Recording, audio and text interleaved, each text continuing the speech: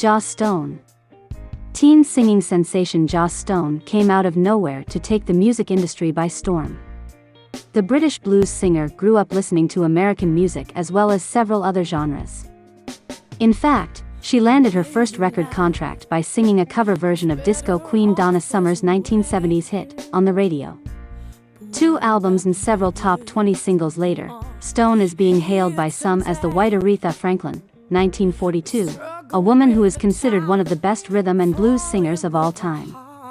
Hello and friend, I am a great lover of good music. Music is life.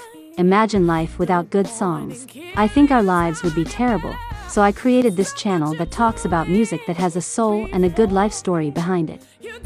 Who sings? I hope you like it. Everything we hear today of good music is related to the emotions and soul of those who composed and sings. If you like it, leave yours and subscribe to the channel of this force for new content like this can be. Thank you very much. A poor student, a talented singer. Joscelyn Eve Stoker was born on April 11, 1987, in Dover, England. She moved with her 3 siblings and parents to Ashill, a small town where Stone spent most of her childhood. This is where she began to dislike school. Stone is dyslexic, which means she sometimes sees and reads things backwards or mixed up. But this isn't the only reason she grew to dread school every morning. It was partly that, but because I don't come across like I'm really stupid, I can hold a conversation. I guess teachers thought I wasn't trying. Stone explained to Teddy Jamieson of the Herald. The way they taught didn't work, so that resulted in huge arguments with people, and I don't like to be told what to do. So Stone spent a fair amount of her time in detention, figuring if that was the worst thing that could happen to her, she'd survive. And still she found time to shape her musical tastes. Stone's father listened to blues and reggae for the most part. Her mother's tastes lay in soul music. Soul is a sound that emerged in the late 1950s and early 1960s. It is an offshoot of the sounds of rock and roll and gospel. Soul is divided into several categories, including Motown, sung by African Americans on the Motown record label, and blue-eyed soul, performed by white musicians. Musicians such as James Brown, 1928, added their own style to soul and took it in another direction. Brown is credited with helping to make the funk sound popular in the 1960s. I just think my voice is suited to a time that doesn't exist anymore. Stone grew up listening to the great soul musicians from the past, and by the time she was 7 years old, Aretha Franklin was her hero. Franklin, whose roots were in gospel, earned herself the title Queen of Soul, with timeless hits such as Respect and Chain of Fools. The first woman to be inducted into the Rock and Roll Hall of Fame, Franklin began recording gospel at the age of 14. She was still generating hits in the pop music genre in the 1970s and 1980s. Franklin is considered one of the greatest crossover, spanning more than one genre, music recording stars in history. Aretha Franklin's greatest hits was the first album Stone owned, and she spent much of her free time listening and singing along. Stone found her voice well suited to the throaty sounds of the blues. One day she would amaze listeners with a powerful sound that didn't seem like it could come from a girl who was not yet out of her teens. At age 12, Stone chose to become a singer by default. In her interview with the Herald, she explained that she thought she might like to become a veterinarian or midwife, a nurse who is licensed to deliver babies. But then I realized that meant 7 years at school. I couldn't do that, so I decided to be a singer.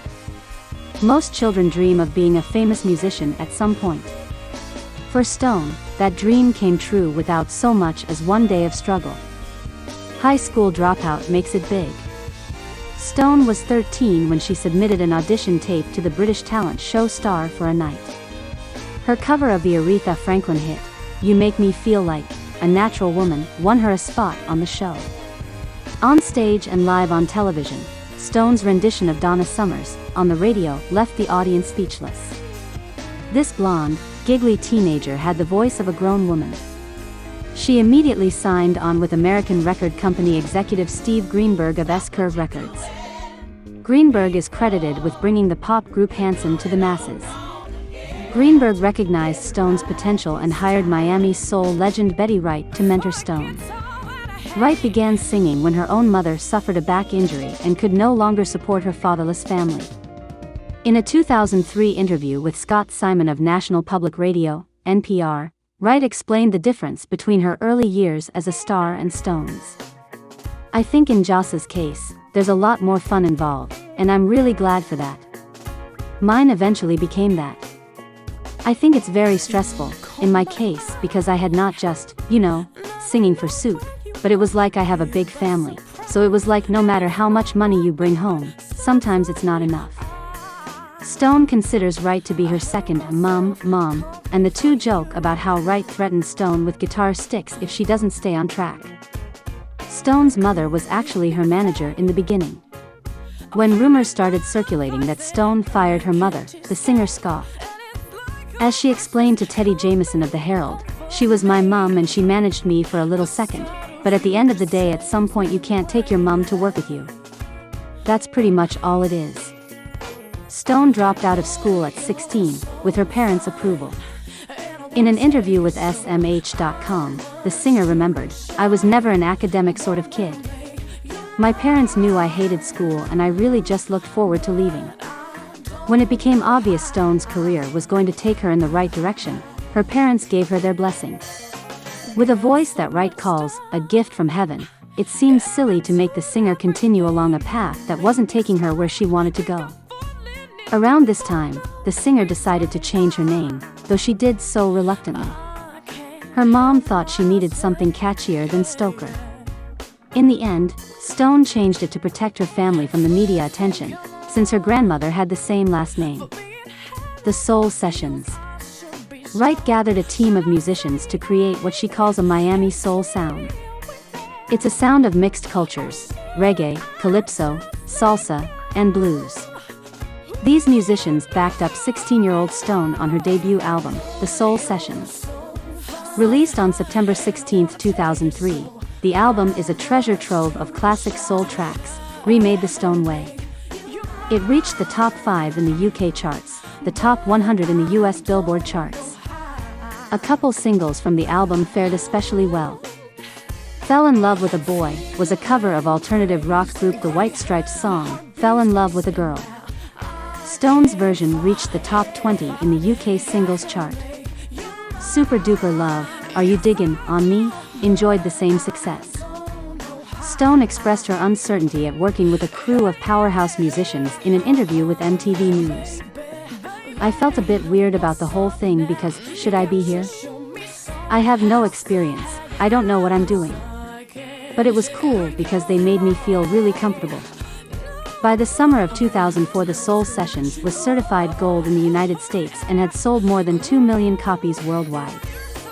Mind, Body and Soul. In an article on her UK website, Stone admits that The Soul Sessions started out as a side project and turned into this huge thing. "I didn't mean it to, but people just kept buying it." A little less than a year later, Stone released her sophomore album, Mind, Body and Soul. "For me, personally, Mind, Body and Soul is my real debut," Stone explains on her website. Released in the United States on September 28, 2004, the album contained mostly original songs. Stone co-wrote 11 of the 14 tunes. "I think my singing is so much better on this album. Your voice can't ever be the same once you've started singing live as much as I have over the past year," says the singer on her website. Many of the songs were recorded in chunks because Stone was touring and playing gigs during the production of the album. Despite that, the sound is not overproduced. Listeners would never know it was pieced together in the studio. The album reached number 11 on Billboard's Top 200 chart in 2004. In October of that year, the album reached number 1 in the United Kingdom. Mind, Body and Soul also went certified gold in the United States. Search, Vitor Hugo Lizard Leonard. "Hello friend, I am a great lover of music, and because I thought that without music, it would be nothing, I created this channel.